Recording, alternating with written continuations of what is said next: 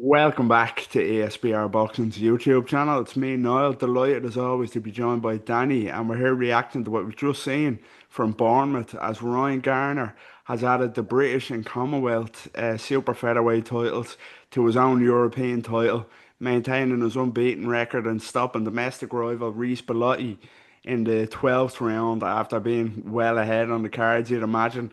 But yeah, he leaves himself on the verge of big fights, possibly a world title fight. So yeah, we'll be giving our reaction to what we've seen and the possibility of Garner maybe becoming a world champion. So yeah, Danny, let's jump straight in. I hope you're well. Ryan Garner stops Bellotti in 12 rounds.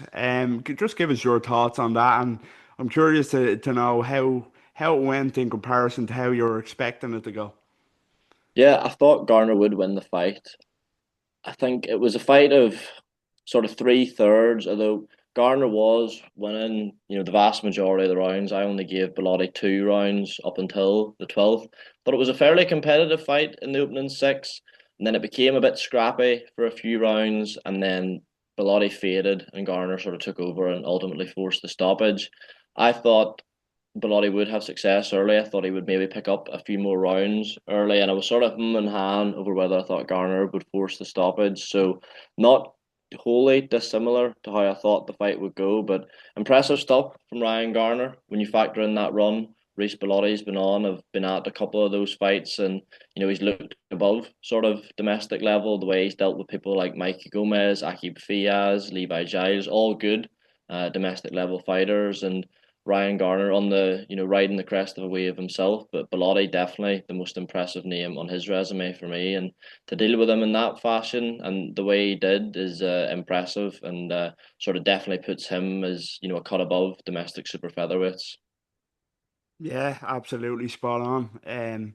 I thought just in how I thought the fight would go, I thought Bellotti might edge this, you know. I just thought the experience might be a telling factor, but no, impressive stoppage from Garner, impressive win. I agree with what you said. You know, it was a good, decent start from Bellotti. He did have success as well. You know, Garner did leave himself open at times. He made mistakes, you know, defensively.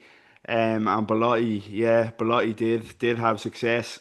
As you said, I think I only gave him a couple of rounds maybe, but it didn't tell the whole story of the fight. But what it came down to is Garner just outgunned them, too fresh, you know, just yeah, completely outgunned them, outmuscled them, and done well to get the stoppage. As you say, it's a good stoppage with the run that Reece Bellotti's been on. You know, since that losing streak, Bellotti done so well to kind of rebuild himself, full of confidence. So yeah, good win for Garner, and as you said, he's racking up good wins. You know, Bellotti, good win. Archie Sharp, that was a very good domestic win last time out.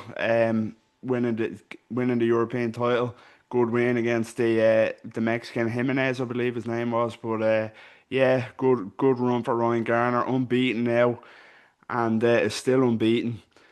Yeah, leaves himself on the verge of big fights. Before we kind of discuss the possibility of those big fights, just a quick one on the man who came up short tonight, Reece Bellotti. Do you think we'll see him again? You know, is that it for Bellotti? 34 now, had a long career, a good career, but is that his race run, as they say? Don't know. I think we've sort of make a running joke on this channel about calling for people to retire, and I don't think Reece Bellotti's race is completely run yet if he doesn't want it to be. Obviously, that was a tough fight for him and he was stopped in the end. Look, he's not going to be a world champion now. I think we probably knew that before this fight, but I'd happily see him in with some domestic names. Obviously, you've got Alex Murphy coming off a good, or not Alex Murphy, Akib Fiaz coming off a good win over Alex Murphy. I'd happily see that rematch again. Reece Bellotti's been making super featherweight for quite a while now. I know he started as a featherweight. If he wants to move up to lightweight and challenge some domestic names there, I'd have no problem with that. Of course, at 34 years of age, suffering a stoppage loss like that in a fairly one-sided fight, that question's going to come up. And, I wouldn't think it's the worst thing in the world if he was to retire. But, he still showed me he's got plenty left to offer in and around that domestic level. I think that's a fight, a performance that'll age well for him. So I'm not, putting the nails in Reece Bellotti's coffin myself personally, no. Yeah, it's a good point, interesting point. You know, it's asking the question. I did kind of wonder whether I was being a bit harsh. You know, he didn't disgrace himself there by any means. He was kind of widely beaten, but he wasn't massively outmatched. Yeah, I just thought, being with his age and the length of his career and the fact you said he's never going to reach the world level, and he's okay with that, obviously. But yeah, there is still good names there that you mentioned. I would like to see the Akib Fiaz rematch. I think that would be a logical fight next for Reece Bellotti if he was to carry on. But yeah, it'll be interesting to see what's next for him. On Ryan Garner, on somebody who does have the potential to be a world champion. Ryan Garner, just before we wrap up, let's talk about it. He's British Commonwealth European champion, dealing with domestic level opponents. And if it is to be a big world title fight, maybe not next, but maybe next year, if he has one fight in between. There's one name I want to get your opinion on. Of course, it's a big division. It's an exciting division. You've got O'Shaki Foster, Sugar Nunes. You've got Lamont Roach, I believe, is still the champion, if I'm not mistaken, at the WBA. But the WBO champion, Emmanuel Navarrete, very exciting fighter, very flawed fighter as well. If it was Garner against Navarrete, how do you see that one going? It's actually funny you asked that because during that fight, I was sort of thinking to myself that Garner has got a bit of Navarrete about him. He launches these looping attacks, often starting with an uppercut or a wide hook, and turns it into a 3 or 4 point combination. Maybe not quite as wide or wild as Navarrete, but similar in the sense that there are defensive flaws there, if we're being honest with Garner. Like he was getting caught clean by Bellotti, a fair whack, showed a good set of whiskers, and Navarrete hasn't really put in a convincing performance for quite a while now. But I think that's a bad style for Garner, to be honest. I think the way to beat Navarrete, you've got to be a sort of defensively astute one punch counter puncher, or certainly, have the respect in those straight shots to keep Navarrete honest. And whilst I think it would be an incredibly entertaining fight to watch, I don't think Garner has that one punch power. Took a lot for him to stop Bellotti there tonight, and it was more just through fatigue, and Bellotti had very little left. I don't think it was naturally down to the power of Garner. So that's a style I don't necessarily like for him. I think a good fight for him next would be someone like an Isaac Dogbo. If I'm not even sure if he's still boxing. He's not boxed since the Nick Ball fight, but only 30 years of age, been a world champion himself, probably on the back nine, but a name with credibility both internationally and in the UK, of course. So that's a name I'd like to see. I think Navarrete, the other world champions you mentioned, perhaps a bit soon.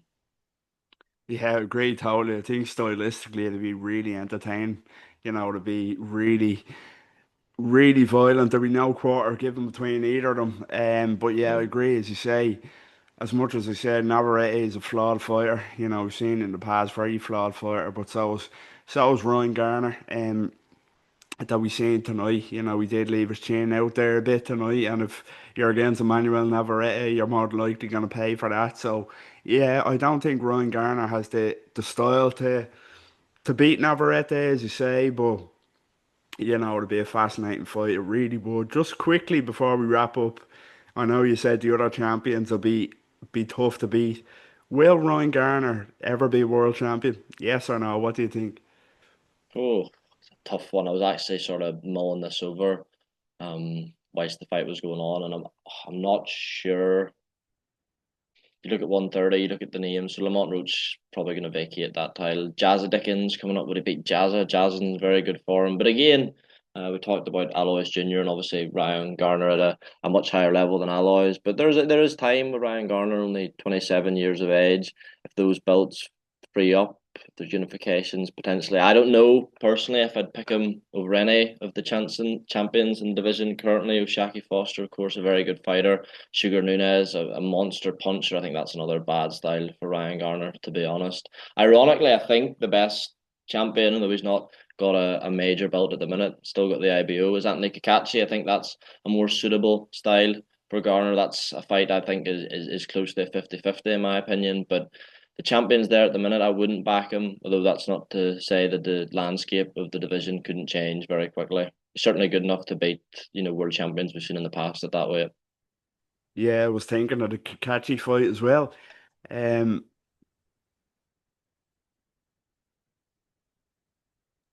Excuse me. Yeah, I was thinking of the Kakashi fight as well. Jazza Dickens is an interesting one. I forgot about Jazza actually, of course, in Of course. the form of his life. That'd be an interesting one. But yeah, the landscape of the current champions, as you say, you'd have to make the champions favorite against Garner if it was to be next. But you never know. As you say, there's always the possibility of fragmented belts, vacant titles. So it'll be interesting to see. I'm very curious to see what's next for Garner. I really am. But yeah, that's for another day, I suppose. You'll enjoy tonight. You'll enjoy this big win. That was just myself and Danny giving a reaction to what we've seen from Bournemouth tonight, as Ryan Garner has added the British and Commonwealth super featherweight titles to his collection, to his own European titles, stopping REECE Bellotti in a big domestic clash in the final round. Yeah, to leave himself on the verge of big fight. So yeah, let us know what you think in the comments. What did you make of that fight? How did it go compared to what you thought it was going to be? What did you make of the performance of Garner? And can he, most importantly, beat the names we mentioned to win a world title? Get involved down below in the comments as always. And don't forget to drop a like on this video, subscribe to our YouTube channel at ESBR Boxing, and follow us on all social media. Danny, it was a pleasure and take care. Cheers, mate.